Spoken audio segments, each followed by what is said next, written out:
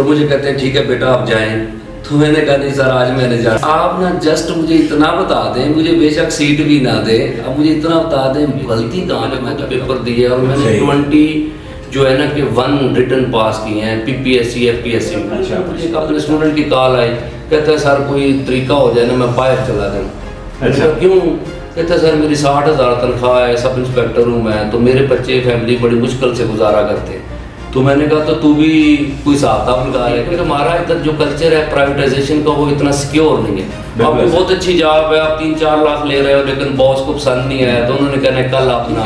जो CSS है या PMS है ना, इनका थोड़ा सा ये फर्क आता है कि ये सब्जेक्टिव पेपर है, काम करे और उसको थारोली स्टडी करे तो 4 माह बहुत है। तो उन्होंने कहा जी ऐसे ना चेयरमैन साहब ने कहा कि इस दफा तुम्हारे साथ इंसाफ। तो यहाँ पे ये है कि गवर्नमेंट आपकी जॉब हो गई तो फिर कोई आपको निकाल नहीं सकता, किसी ने आपको निकाला तो आपको अदालत बाहर कर देगी। मैंने ना उसको कहा कि मैं आपको पढ़ाऊंगा, पूरी दुनिया आपको याद हो जाएगी। एक दफ़ा मैं सब इंस्पेक्टर के बच्चे आए हुए मेरे पास, उनकी मैंने तैयारी करवाई तो कुछ बच्चे जो है ना वो एलोकेट हो गए। करते गए जी अब सब इंस्पेक्टर की सीट्स आएंगे ना तो किताबें धड़ाधड़ जो है सब इंस्पेक्टर के नाम से छपना शुरू हो जाएंगी। और आज रात आई है और कल सुबह आपको मार्केट में सब इंस्पेक्टर की बुक भी मिल जाएगी। मैंने जो है ना अपनी सीट से ऐसे उछल के उसने ऐसे किया। Well done.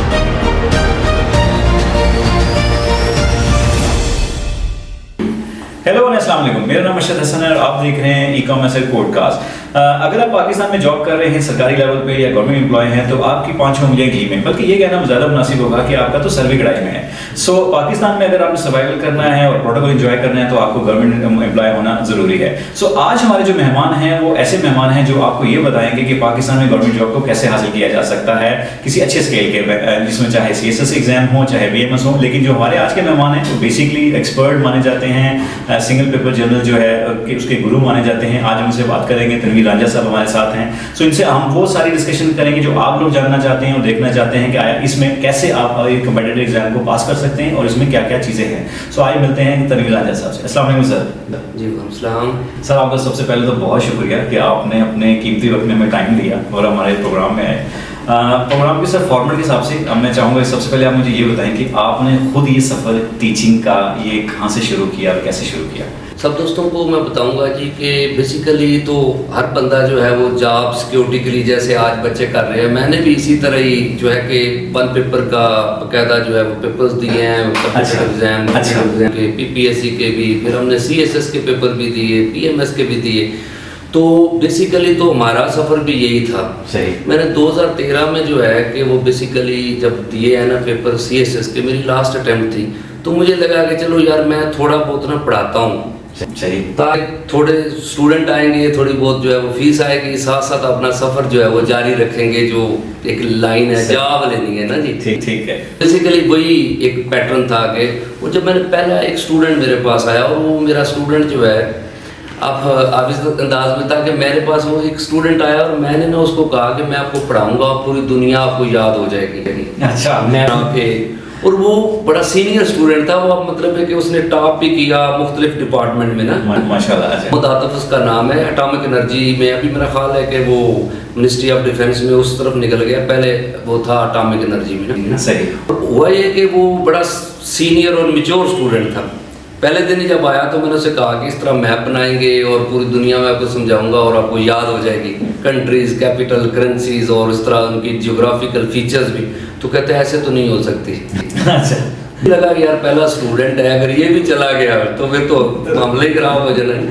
तो उसको क्या किया, मैंने कहा ऐसा करते हैं आप शुरू करते हैं, आपको मैं समझाता हूँ, अगर तो समझ आ गई तो मामला ठीक है, नहीं तो कौन सा कुछ आपकी इन्वेस्टमेंट हो गई है। सही। कहता है ठीक है। उसको मैंने समझाया तो 15 मिनट बाद कहता है कि दुनिया याद हो सकती है। अच्छा। तो फिर फीस का कर ले। ठीक है। तो वहाँ से ये मामला शुरू हुआ और ये कोई मतलब है प्रोफेशनलिज्म के साथ नहीं था, जस्ट एक मतलब है कि शौकिया तौर पे ये किया था। सही। तो उसको जब करते गए वो स्टूडेंट जो है वो कुछ दिन गुजरे तो 2-3 दोस्तों को वो साथ ले आया। सही। तो जब आप देखिएगा कि वो सिलसिला चला, थोड़े अरसे बाद यानी 3-4 माह बाद सीट्स आ गई सब इंस्पेक्टर की। अच्छा। उन बच्चों ने पेपर दिए तो मोहम्मद आतिफ और उसके साथ जो 2-3 स्टूडेंट मेरे और थे वो पास हो गए माशाल्लाह। और मोहम्मद आतिफ जो है उसकी पोजीशन आ गई। तो उससे मुझे लगा कि यार अगर ये काम जो है इससे काफ़ी लोगों को फ़ायदा हो सकता है।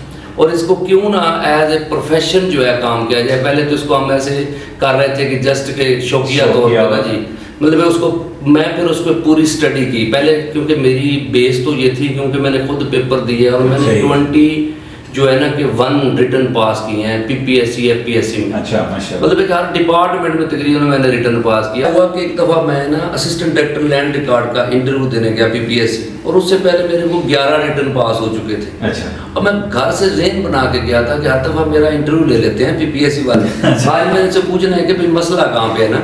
अच्छा। अब इंटरव्यू मेरा काफ़ी लेंथी चला, तकरीबन समझने के 15 से 20 मिनट का इंटरव्यू हो चुका, और मुझे कहते हैं ठीक है बेटा आप जाएं। तो मैंने कहा नहीं सर आज मैंने जाना नहीं है। आप ना जस्ट मुझे इतना बता दें, मुझे बेशक सीट भी ना दे, अब मुझे इतना बता दें गलती कहाँ पे मैं करता हूँ, क्योंकि मैं हर दफ़ा आ जाता हूँ, आप मेरा मतलब इंटरव्यू करते हो उसके बाद मैं चला जाता हूँ, तो मेरी जॉब नहीं होती।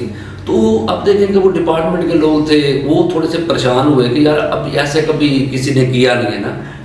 तो उन्होंने मुझे बड़ी तसल्ली दी कि यार बच्चा डिसहार्ट हुआ है। तो उन्होंने कहा जी ऐसे ना, चेयरमैन साहब ने कहा कि इस दफ़ा तुम्हारे साथ इंसाफ होगा। अच्छा। मैंने कहा सर मेरी कौन सी कोई PPSC से दुश्मनी है। मेरे अंदर ही कोई फॉल्ट हो सकता है जो मैं मतलब नहीं कर रहा ना। तो उन्होंने बड़ी तसल्ली दी, उन्होंने कहा नहीं हो जाएगा जी इंशाल्लाह, कोई मसला नहीं है ना।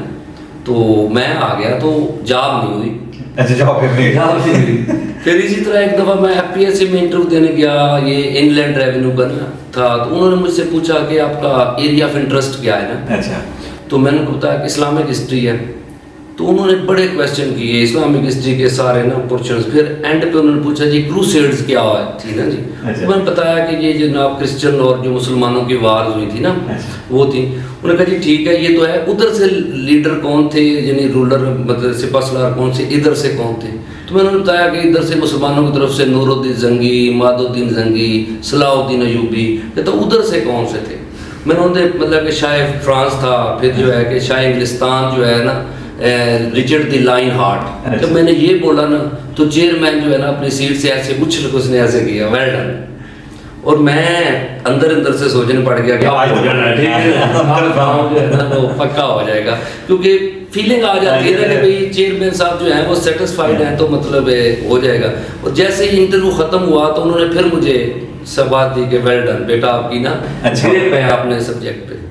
मैं अंदर से बड़ा खुश था, लेकिन जब रिजल्ट आया तो नहीं हुआ। तो मैं कह रहे कि ये सारी चीजें, ये प्रोसेस बहुत डीपली जाके मैंने देखा। सही, तो इस और मेरा ये भी था कि कभी कभी ऐसा होता था कि मेरे अपने स्टूडेंट वो एक ही जगह पे एक ही पैनल के पास इंटरव्यू देने गए। मेरा स्टूडेंट जो है उसने भी इंटरव्यू दिया है, मैंने खुद भी दिया है, और वो एलोकेट हो जाते थे, मैं नहीं होता था।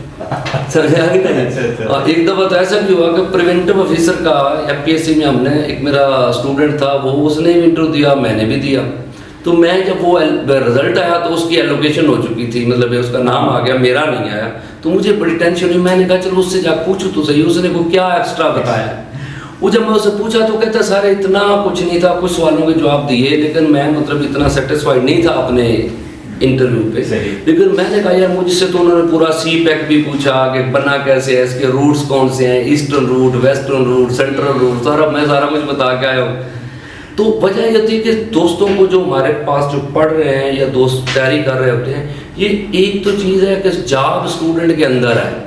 वो जब देखे ना कि पीछे से सारे फैसले हुए, हमें पता तो नहीं है कि हमारे ही नसीब में लिखा हुआ क्या है। लिखा तो है लेकिन है क्या ये हमें नहीं पता होता, इस वजह से हम ढूंढ रहे होते हैं। एग्जैक्टली ठीक है जी। तो मैं दोस्तों को यही कहता हूँ कि अल्लाह की ज़ात ने ना आपके अंदर एक जाब रख दी है। इनको एक एग्जांपल मैं देता होता हूँ कि मैं कहता हूँ यार आप खुद डिसाइड करो कि जब आप अपने इलाके से चले थे, आप प्राइमरी स्कूल आपने पढ़ा तो काफ़ी सारे दोस्त आपके साथ थे अपने इलाके के।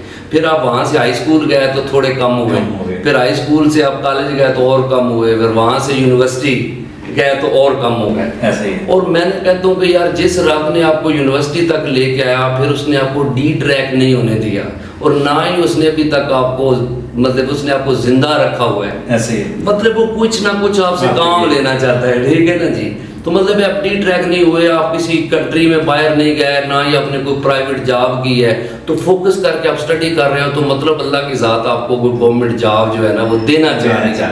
इस वजह से ये इतना लंबा सफ़र करवाया ना उसने। तो ये सिंपल है जी कि जो तारफ है कि इस तरह 2013 से स्टार्ट किया था, फिर दोस्त आते गए, फिर जितनी मेजर एकेडमीज हैं लाहौर के अंदर उनमें भी मैंने पढ़ाया। मतलब है कि वर्ल्ड टाइम एकेडमी में तकरीबन मैं 4 से 5 साल जो है ना अच्छा। वो पढ़ा के आया हूँ, और अल्लाह का फजल है कि एकेडमी भी सेटिस्फाइड थी और स्टूडेंट भी सेटिस्फाइड, माशाल्लाह। ठीक है ना जी, और अभी भी चल रहा है वो सिलसिला। सही। तो ये जो टीचर से गुरु, ये जो सफर है कि मतलब आप एक गुरु में क्या कोई गुरु की बातें बताते हैं आप अपने स्टूडेंट्स को? एक्चुअली ऐसा क्या है कि बच्चा आपसे बड़ा सेटिस्फाइड है और माशाल्लाह वो पोजीशनें भी ले रहे हैं, सारा कुछ कर रहे हैं? सर मसला ये है कि ये वो मार है जो आपने खाई? जी ज़ाहिर बात है वो भी है, और दूसरा ये होता है कि मोहब्बत है दोस्तों की। मेरा सिर्फ एक होता है कि मैंने कभी भी ना स्टूडेंट और एकेडमी सिस्टम नहीं देखा। मैं जिधर भी पढ़ाता हूँ ना, मैं उनको कहता हूँ कि यार हमने अनलिमिटेड टाइम देना है, क्योंकि यहाँ देखें ना हर किस्म का बच्चा आता है। कि जो बच्चे साइंस वाले हैं ना, उनको साइंस वाले फील्ड तो उनको अच्छी आती है, लेकिन उन्हें हिस्ट्री नहीं आती, क्योंकि हमारा जो सिस्टम है 1 पेपर का ये इस तरह का है कि हर किस्म के बच्चे ने आना है। मैथ वाला भी आएगा, कंप्यूटर वाला भी आएगा, साइंस वाला भी आएगा, आर्ट्स वाला भी आएगा। अब आप देखें जो आर्ट्स वाले बच्चे हैं उन्हें साइंस में मसला होता है, जो साइंस वाले हैं उन्हें क्या पता कि बैटल ऑफ सफीन क्या है, ठीक है, जंगे जमल क्या है, हजरत उमर या सलाहुद्दीन अय्यूबी क्या थे, उनके लिए ये बड़ा इशू है, उन्हें जिंदगी में पढ़ा नहीं होता। तो फिर उनको इन पे मसला होता है। जब पेपर आना है तो सारे पोर्शन से आना है, मतलब आप देखो ना कि हर पोर्शन से थोड़े थोड़े नंबर आने हैं। सही सर, इसी में मैं आपसे दूसरा सवाल पूछूंगा। मुझे बताएं CSS, ठीक है, और ये PMS और या कहें PSC, ये इनमें फ़र्क क्या है बेसिकली में? जी डिफरेंस क्या है एग्जाम पे पैटर्न के हवाले से? मैं आपको सारा एक्सप्लेन कर देता हूँ कि बेसिकली अगर आप देखें कि PPSC जो हम पब्लिक सर्विस कमीशन का एग्जाम है ना जी, ये PMS जो है ये basically Punjab public service commission के अंडर ही आता है, एग्जाम वो ही लेते हैं, और जो 1 पेपर जनरल नॉलेज वो भी इनके अंडर आता है। और इसी तरह फेडरल सर्विस कमीशन जो है उसके अंदर भी 2 एग्जाम आते हैं, एक 1 पेपर जनरल नॉलेज और एक CSS। ठीक है जी। जो CSS है या PMS है ना, इनका थोड़ा सा ये फर्क आता है कि ये सब्जेक्टिव पेपर है। इसमें आप देखें 12 सब्जेक्ट होंगे, 6 पेपर आपके कंपल्सरी हैं, 6 जो है वो आपके ऑप्शनल है, वो आपकी चॉइस है कि आप चुनेंगे। और उसमें बच्चे की क्रिएटिविटी का बड़ा रोल होता है कि उसकी राइटिंग स्टाइल, उसका विजन बड़ा मतलब है कि उसमें होना चाहिए कि चीज़ों को डिस्क्राइब कैसे करता है। अब देखें ना वहाँ पे सबसे जो मुश्किल पेपर आता है वो एक ऐसे आता है, बिल्कुल 100 नंबर का पेपर है, सवाल एक है, समझ आए ना जी, सारी गेम ही सीखे। उसमें अगर आपने उसको इस अंदाज में डिस्क्राइब कर दिया कि एग्जामिनर जो है वो सेटिस्फाइड है तो वो पास होगा। देखना बाकी पेपर भी होता है ना 4 या 5 सवाल होते हैं, उसमें एक आधा सवाल आपका कमजोर भी जाएगा तो क्या है कि वहां से बाकियों से नंबर मिलके पास हो जाए। लेकिन यहाँ पे एक ही क्वेश्चन है और है भी वो 100 नंबर का, और उस पे ऊपर आपका बनना है जो है ना कि क्राइटेरिया कि आपने पास होना है या फेल होना है। तो ये तो आप देखिएगा कि यानी दोनों सब्जेक्ट में PMS और CSS, इनमें फ़र्क क्या है पहले ये देख लें कि ये CSS फेडरल है, वो पूरे पाकिस्तान में उनकी जो है कि पोस्टिंग होती है, और जो PMS है ये पंजाब का है, ये पंजाब के अंदर ही रहेगा। और इनकी आपस में जो है ना इंक्रीमेंट वगैरह, प्रिविलेजेस वगैरह, उसका भी फ़र्क होता है और प्रमोशन का भी फ़र्क है। CSS की थोड़ी सी ग्रोथ ज़्यादा होती है, उनकी प्रमोशन जल्दी होती है। PMS ऑफिसर्स की थोड़ी सी प्रमोशन का होता है कि लेट होती है। लेकिन इससे दोनों ही दूसरे जो फील्ड है ना, जो 1 पेपर है जिसे हम बोलते हैं, ये अलग है। ये एक पेपर है 100 नंबर का, समझ आ गई। और सब्जेक्ट इसमें भी 12 ही हैं, कि सारे MCQs टाइप। जी ये CSS से मुश्किल एग्जाम है। आप देखो ना वहाँ पे 12 पेपर थे और 12 सब्जेक्ट भी अलग अलग थे। यहाँ पे पेपर जो है एक है, सब्जेक्ट 12 है। और उधर क्या था, उधर आपको राइट दिया गया था कि आप लिख के एक्सप्लेन कर सकते हैं। अब देखो ना हमें कुछ चीज़ नहीं भी आती, थोड़ा आइडिया हम अपनी मर्जी से उसको कुछ ना कुछ कर लेंगे। यहाँ पे वहाँ पे अगर आती है तो वो लगा सकते हैं, नहीं तो इसमें कोई नेगेटिव मार्केटिंग भी? जी इसमें नेगेटिव मार्केट जो है ना मार्क होता है, इसमें बकायदा जो है ना जी मार्किंग होती है। किस तरह के 4 अगर आपकी ऑप्शन जो है ना 2.5 बोलते हैं, ठीक है ना, उसको मतलब है कि 4 ऑप्शन आपकी गलत हो जाएंगी तो एक आपका सही ऑप्शन भी गलत कर दिया जाएगा, यानी मतलब है कि 5 गलतियाँ हो जाएंगी। मतलब इसका रखा क्यों गया है कि आप देखो ना कि MCQs है, ये क्यों रखते हैं नेगेटिव मार्किंग? उसकी वजह ये होती है कि हर बंदे ही ना पेपर देने आ जाए, समझ आ गई ना। हाँ। क्योंकि अब देखेंगे ऑप्शन बंदे के पास पड़े हुए हैं तो उसने जस्ट टिक ही करना है, उसे पता है नहीं है, उसने बस टिक लगा दिया। तुक्के मार के आ गए। हाँ, वो चाहते हैं कि चलो जो बच्चा सही समझ के आए सवाल को, उसको पता हो तो तब वो पास हो। क्योंकि कभी कभी ऐसा भी होता है ना कि पेपर होता है आसान, बच्चे तुक्के लगा के आते हैं और वो मतलब निकल जाता है कभी कभी पेपर ना उनका। तो वो चाहते हैं कि पहले तैयारी करें फिर उसके बाद पेपर दे, और प्रॉपर मतलब है कि जो कैपेबल लोग हैं वो आए। सही। इस वजह से नेगेटिव मार्किंग। सही। अच्छा, इसमें मुझे ये बताएं एज लिमिट क्या होती है कि अगर मतलब वन पेपर जनरल में है तो एग्जाम में आता है तो ये ज़ाहिर है एक जॉब अपेयरेंस होएगी, उस जॉब के अगेंस्ट एक एग्जाम होएगा, उस एग्जाम में अपेयर होंगे बच्चे, कुछ कैंडिडेट्स उनमें से जो सक्सेसफुली ऊपर आते हैं वो जो जॉब एक्वायर कर लेंगे। इसकी एज लिमिट डिपार्टमेंट वाइज चलती है, जिस डिपार्टमेंट की जो मर्जी रिक्वायरमेंट होगी, या इस पेपर की भी की खास एक लिमिट है? इसकी जो एज है ना ये अकॉर्डिंग टू मतलब अपना उसके डिपार्टमेंट, क्योंकि आप देखिएगा कि जो पंजाब पुलिस है ना उनके लिए 25 साल है। सही। उसमें कोई भी बंदा है उसको जनरल एज रिलैक्सेशन नहीं दी जाती, बस 25 साल होनी चाहिए। 21 से 25 साल का बच्चा जो है ना वो एलिजिबल है। और इसकी क्वालिफिकेशन वो भी डिपार्टमेंट वाइज सेलेक्ट, क्वालिफिकेशन भी अपना ना चेंज होती है कि डिपार्टमेंट वाइज। अब सब इंस्पेक्टर जो है उसके लिए ग्रेजुएशन है, और अगर वो ASI वगैरह होगा तो उसको मतलब FA भी आ जाता है, क्योंकि पहले मैट्रिक में कांस्टेबल होता था, अब कांस्टेबल के लिए भी FA कर दी गई है। सही सही। तो इसी तरह आप देखें कि किसी जो डिपार्टमेंट इलेक्शनशिप के लिए होगा तो उसके लिए मास्टर है। हाँ। और उसके लिए 33 साल तक जो है वो चली जाती है। सो डिपेंड करता है कि कौन सा डिपार्टमेंट में आप जॉब आई है और वो जी हर डिपार्टमेंट का। और इसमें कई ऐसे डिपार्टमेंट भी है जिनमें से जनाब 40 साल भी एज है, क्योंकि उसमें फिर साथ एक्सपीरियंस सर्विस कितने अर्सा की है आपने वो भी साथ ऐड होना। जी जी बिल्कुल सही हो गया। अच्छा, इसमें मुझे ये भी बताएं कि CSS में नॉर्मली एक लाइफस्टाइल देखा गया। आई मीन लाइफस्टाइल से मुराद ये है कि एक बच्चा अगर गांव से भी आया है तो उसको काफ़ी मेहनत, काफ़ी स्ट्रगल करनी पड़ती है CSS के लिए। और अगर कोई ऐसे एलीट स्कूलों में पढ़ता हुआ और अंग्रेजी उसकी बड़ी अच्छी है, जिस नाम लगता है कि ऐसे बड़ा अच्छा कर सकता है बट है, तो वो एक पूरा एक समझ लें कि पिछले एक दिन की मेहनत या 2 दिन की मेहनत नहीं है, पिछले को 5-10 सालों की मेहनत कम से कम है। तो इस एग्जाम में आप कितनी मेहनत करवाते हैं, आप कितना टाइम देते हैं एक बच्चे को कि वो आपके पास अगर आता है तो कितना टाइम उसको चाहिए एटलीस्ट कि आप समझते हैं कि इतना टाइम में मुझे आप दें तो मैं आपको इस लेवल पे ले आऊँगा कि आप कुछ अच्छा एग्जाम प्रिपेयर कर सकें?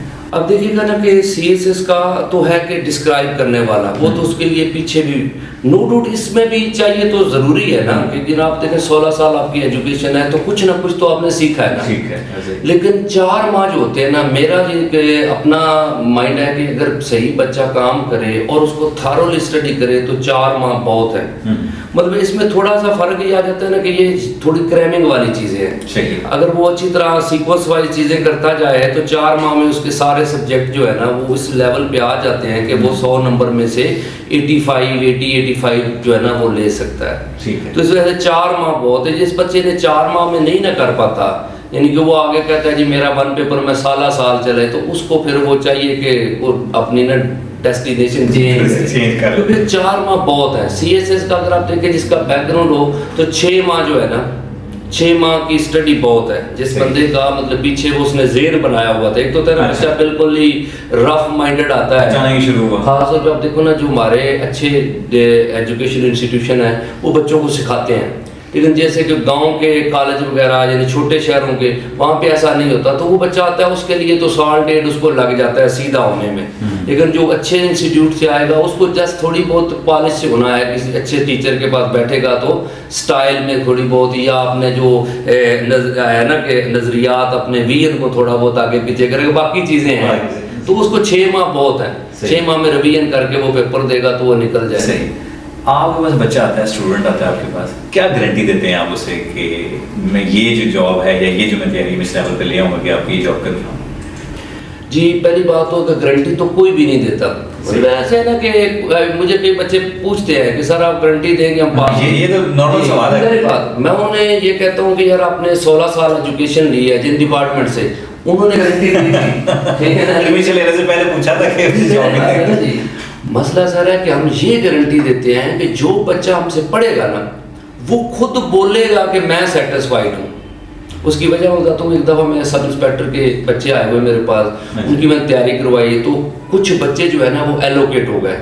एक बच्चा जो है वो एलोकेट नहीं हुआ। वो कहता है सर मैंने ना आपको खाना खिलाना है। मैंने कहा यार तेरी तो एलोकेशन नहीं हुई, तू क्यों खिला रहा है, जिनकी हुई है वो खिलाए। कहता नहीं सर मैंने खिलाना। वो मुझे ना यहाँ पे एक होटल पे ले गया, खाना शाना खिलाया, और मैंने कहा यार तुझे क्या नजर आया, तू मुझे क्यों खाना खिला रहा है? कहता है सर मैं सेटिस्फाइड हूँ, जो आपने पढ़ाया है कुछ कमी मेरी हो सकती है। सही, मैं माशाल्लाह। मतलब नहीं कर सका, और वो बच्चा कुछ अर्से बाद ही CTD डिपार्टमेंट में हो गया। माशाल्लाह। ठीक है ना। वजह क्या होती है कि हम इस लेवल पे ये गारंटी देते हैं कि जो बच्चा आएगा वो 110% सेटिस्फाइड होकर जाएगा कि यार जो इस बंदे ने करवाया है वो एक्यूरेट था और टू दी पॉइंट था, और हम मतलब है कि इंशाल्लाह इस स्टेज पे आ गए, अब हम कुछ कर लेंगे। अच्छा, पाकिस्तान में कल्चर है कि जॉब लगनी है तो पीछे कोई ना कोई रेफरेंस होना चाहिए, ठीक है? तो आप क्या समझते हैं कि ये जो इतने एग्जाम, ये सारा कुछ कंपेटिटिव एग्जाम दिए जाते हैं, एंड ऑफ द डे जब इंटरव्यूज आता है या वहाँ पे कोई सिफारिश, कोई ऐसी चीज़ चलती है? सर बेसिकली तो जो मेरा एक्सपीरियंस है ना, उसमें ये है कि ये दो ही ऐसे डिपार्टमेंट है जहाँ पे गरीब बच्चा एडजस्ट हो जाता है।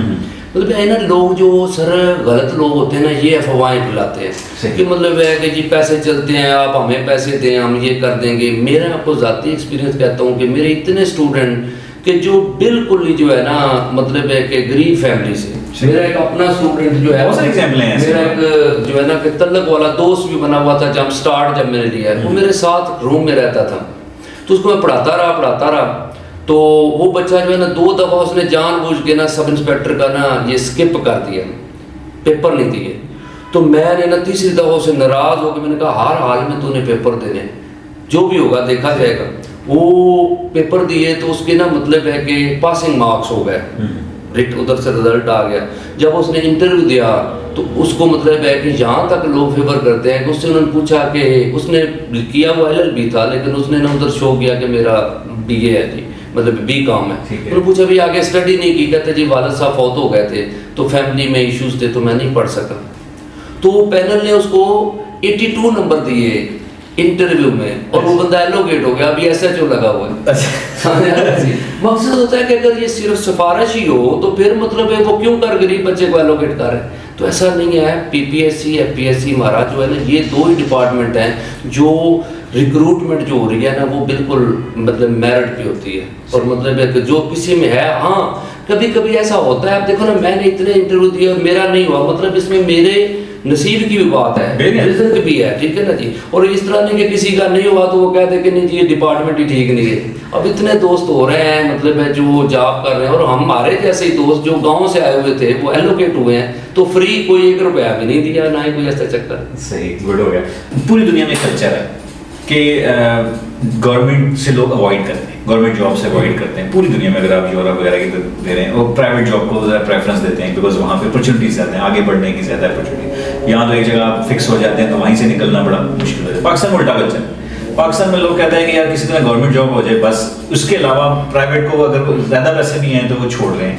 ये रीज़न क्या है? यहाँ कोई सरकारी जॉब में मज़े ज़्यादा हैं, प्राइवेट में कम है, ये क्या रीज़न क्या है? जी सर आप खुद देख लें कि हमारा जो कल्चर है ना, एक किस्म का हमें आइडेंटिटी चाहिए। सबसे जो मेन चीज़ है ना, हमारे गांव में जो बच्चे आते हैं ना, गांव वाले आपको पता है अंधी इन्वेस्टमेंट करते हैं।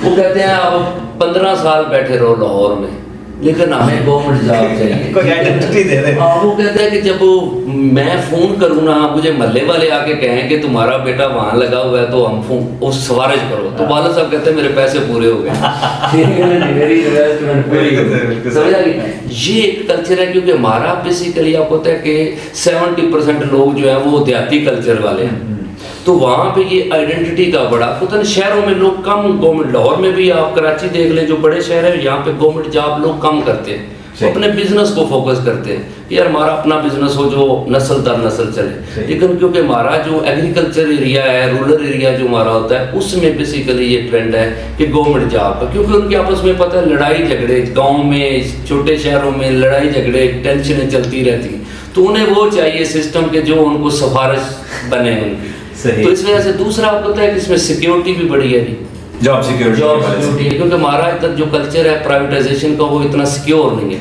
आपको बहुत अच्छी जॉब है, आप 3-4 लाख ले रहे हो, लेकिन बॉस को पसंद नहीं आया तो उन्होंने कहना कल आप ना आए, 1 डे नोटिस पे जी। तो यहाँ पे ये है कि गवर्नमेंट आपकी जॉब हो गई तो फिर कोई आपको निकाल नहीं सकता किसी ने आपको निकाला तो आपको अदालत बहाल कर देगी। समझ आ गई ना जी? कहीं ना कहीं से आपको सपोर्ट मिल जाती है। तो इस वजह से इसकी सबसे जो प्लस पॉइंट है वो ये है कि ओल्ड एज का पेंशन का, कि मतलब बंदा बूढ़ा हो जाता है तो उसकी जॉब उसके साथ रहती है, समझ ले औलाद उसको छोड़ देगी, फैमिली छोड़ देगी, लेकिन गवर्नमेंट नहीं छोड़ेगी, गवर्नमेंट उसके साथ है। अच्छा, मैं बहुत सारे ब्यूरोक्रेट्स को भी जानता हूँ, बहुत सारे लोगों के साथ रिलेशन भी है, तो एक चीज नजर आती है कि गवर्नमेंट जॉब भी है साथ, लेकिन फ्लरिश वो बिजनेस ही कर रहे हैं। एंड ऑफ द डे वो साइड बिजनेस उन्होंने साथ चलाया हुआ है। तो आप खुद क्या प्रेफरेंस देते हैं कि बिजनेस और गवर्नमेंट जॉब में, दोनों में आप किसको प्रेफरेंस देते हैं? देखें कि जो बंदा ऑनेस्ट काम करेगा ना, जो टू द पॉइंट अपनी जॉब अच्छी करेगा, तो सारी बात है जॉब में इतनी प्रिविलेजेस तो है नहीं, मराद इतनी नहीं होती कि वो मतलब उससे ज़िंदगी अच्छी गुजार सके।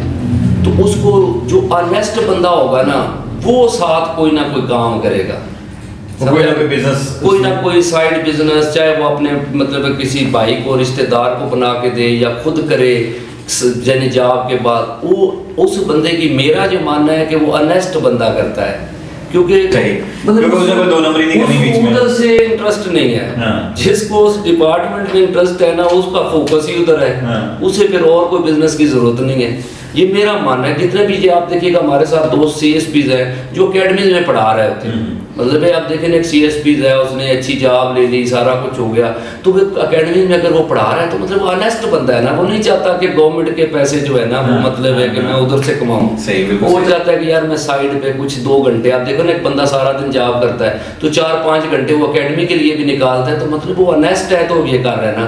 अगर तो आप देखें कि ऑनेस्ट ना होता तो उसको जो 4-5 घंटे या 10 घंटे उधर लगाए थे उसमें उसने अपना सारा कोटा पूरा कर लेना था। बिल्कुल है। तो ये मेरा मानना है कि ये लोग जो जॉब के साथ कोई छोटा मोटा काम करते हैं उनको हमें सपोर्ट करना चाहिए। ठीक है यार, वो बंदा कर रहा है तो मतलब है कि वो ऑनेस्टी की वजह से कर रहा है, वरना आप देखें ना कि हमारे यहाँ पुलिस का कल्चर है, जो बंदा नेक है बिल्कुल डेड ऑनेस्ट है वो कभी थाने में नहीं लगेगा ऐसे, क्योंकि उसे पता है थाने के खर्चे बहुत ज्यादा हैं, वो एनवायरनमेंट है। हाँ, वो चाहता है मुझे पुलिस लाइन में लगा दे जहाँ मैं कभी कभी जाऊंगा, ठीक है ना जी। और जिस बंदे ने फुल फोकस करके जॉब करनी है थाने में, तो उसका फिर फोकस भी उसी तरह है, क्योंकि वो उसको काम समझता है, उसने 20 घंटे भी वो थाने को दे सकता है, क्योंकि उसका काम है ना जी, उसको पता है क्लाइंट आने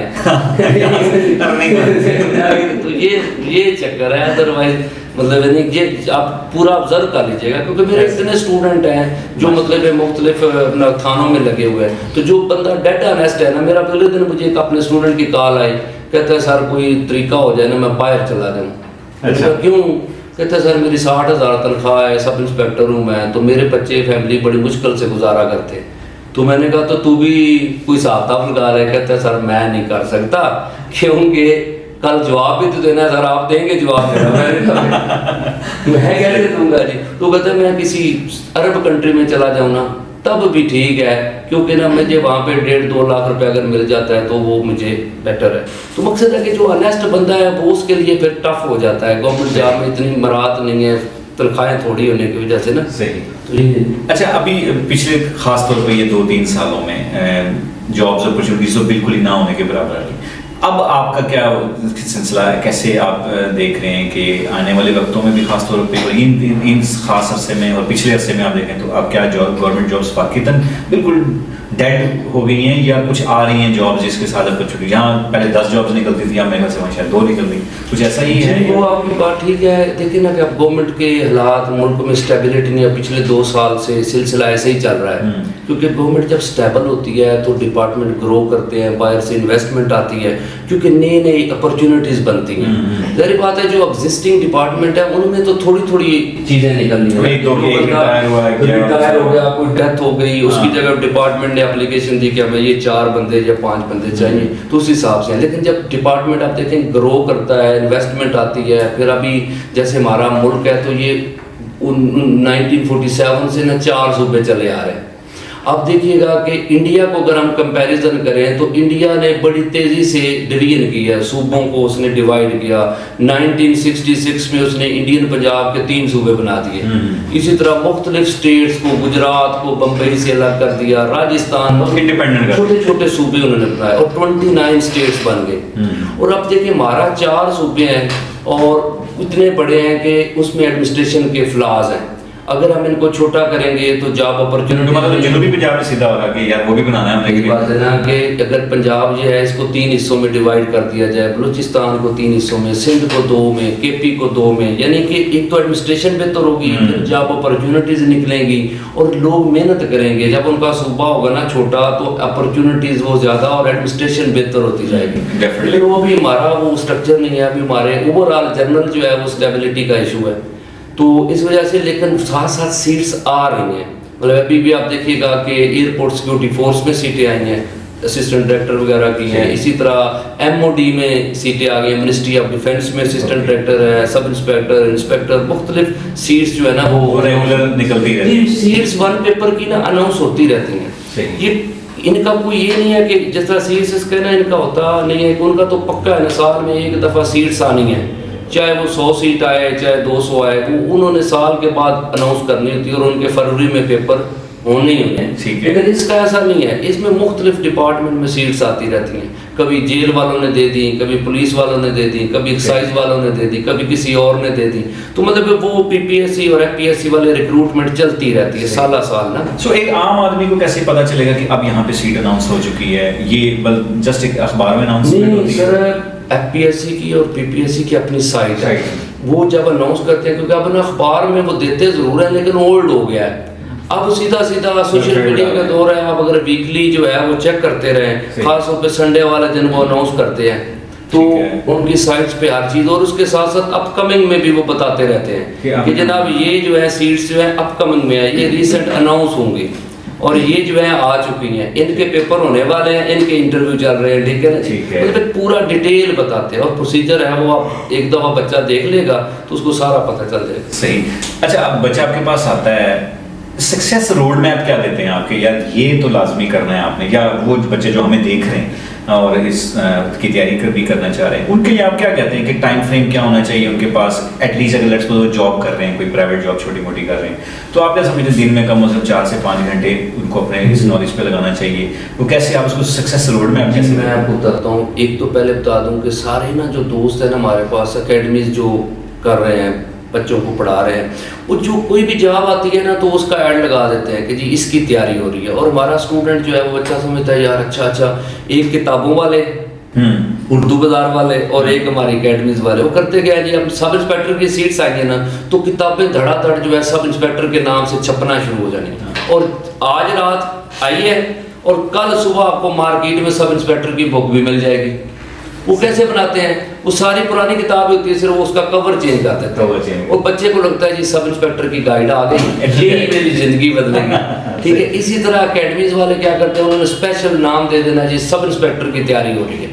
मैं ओपनली, जब भी मैं सेमिनार करता हूँ, मतलब दोस्तों के साथ इंटरेक्शन होता है, मैं ओपनली बताता हूँ कि सिलेबस सारे पाकिस्तान का एक ही है, सही, कोई फर्क नहीं है। अब देखिएगा कि सिलेबस में क्या है कि इंग्लिश आनी है, बेसिक ग्रामर वगैरह, इसी तरह मैथ है वो भी बिल्कुल बेसिक आएगा, एवरेज साइंस, कंप्यूटर, और कंप्यूटर के साथ ना Pak affairs, Indian history, Islamic history, Islamiat, और उसके साथ एक जीके का पोर्शन होता है जिसमें पॉलिटिकल मैप, फिजिकल मैप और वर्ल्ड हिस्ट्री, और एक छोटा सा पोर्शन उर्दू का होता है।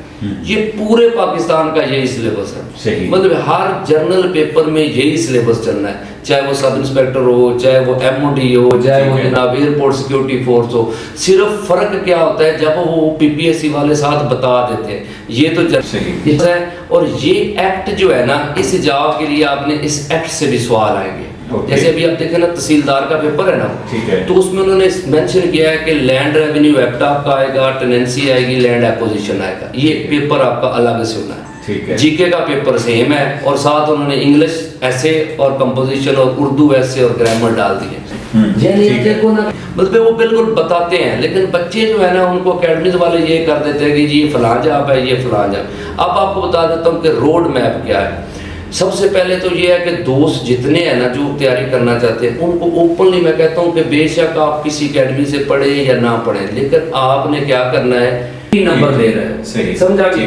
तो यानी देखो ना कि अब 10 पोर्शन अगर दिए गए हैं कि math, English, computer, average science, तो हर पोर्शन से आपका सवाल आना है। अगर आपकी इस्लामियात बहुत भी अच्छी है, आपको 10 नंबर आ गए, लेकिन बाकी पोर्शन में कम आया तो एलोकेशन नहीं होगी। लेकिन आप देखें कि 10 पोर्शन है, मैं अपने 10 के 10 सही कर लिए। ठीक अब है, इस्लामियात में नहीं है, हाँ, बस उस तरह। ठीक दे रहा है, सही। समझ आ गई। तो पास या एलोकेशन तब होनी है जब आपका हर पोर्शन जो है ना वो अच्छा होगा। 80% तक हर पोर्शन में जी, हर पोर्शन में आपका 80% जो है ना वो अपने तैयारी करनी है। जो चलो देखे ना, जो आपका फील्ड था उस फील्ड में हो सकता है आप अच्छा पूरे सब्जेक्ट साइंस के बच्चे थे तो साइंस वाले पोर्शन में आपने 10 के 10 सही कर लिए। ठीक है, इस्लामियात में नहीं है, बस उस तरह। खाली एक एमसीक्यू पैटर्न पे ना जाएं। लेकिन आप मिला के आपके 80-85 इधर आपका रिजल्ट तब आएगा जब आप थारोली हर पोर्शन को टाइम देंगे, अदरवाइज नहीं आएगा। आप देखिएगा। और दूसरा एमसीक्यूज ना पढ़े, थारोली मतलब उस पूरे सब्जेक्ट को पढ़े, समझ के कि ये मैंने इसकी हर एंगल को देखना है, फिर पेपर आपकी जो है ना इंशाल्लाह पास। खाली एक एमसीक्यू पैटर्न पे ना जाएं। सही। फिर एमसीक्यूज आपको जस्ट देखे ना कि कोई भी चीज आएगी आप जाएगी। सही किताबें है ना, एक जगह पे लिखा हुआ है कि अकबर बादशाह कब पैदा हुआ, मिलेगा, ठीक है ना जी। अच्छा, अब आप मुझे ये बताएं कि बच्चे ने आप तक पहुंचना है, उन्हें सारे देख रहे हैं, मतलब कोई भी लाहौर से बाहर भी या लाहौर के अंदर भी, सो आप तक पहुंचना कैसे पहुंचे? मैं वो एक ही जगह पे मैप बना के वहां पे फिट कर दे। सही। फिर ये होगा कि वो अकबर के रेलेवेंट कोई भी चीज आएगी वो जाएगी नहीं, समझा कि ना। अगर हम एमसीक्यूज करते हैं तो हम सारी जिंदगी अकबर को ढूंढते रहेंगे, वो मिलेगा नहीं, ठीक है ना जी। अच्छा, अब आप मुझे ये बताएं कि बच्चे ने आप तक पहुंचना है, उन्हें सारे देख रहे हैं, मतलब कोई ठीक है के अंदर भी, सो आप तक पहुंचना कैसे पहुंचे?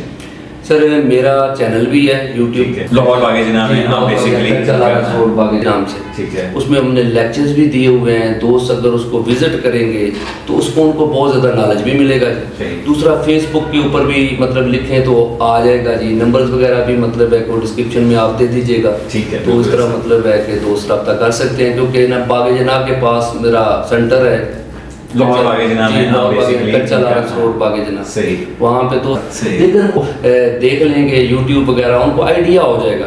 क्योंकि मैं जो वीडियोस बनाता हूँ ना, मैं सिर्फ इस वजह से बनाता हूँ कि ताकि दोस्तों को ना आइडिया हो जाए कि यार पढ़ना कैसे है या स्ट्रक्चर कैसे डेवलप करना है ना जी।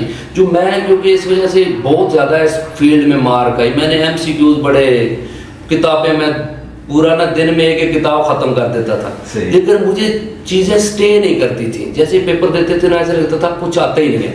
लेकिन सर बहुत शुक्रिया आपका, आपने टाइम दिया और डेफिनेटली हमने भी सीखा और हमारे व्यूअर्स हैं जो उन्होंने भी डेफिनेटली सीखा होगा आपके से।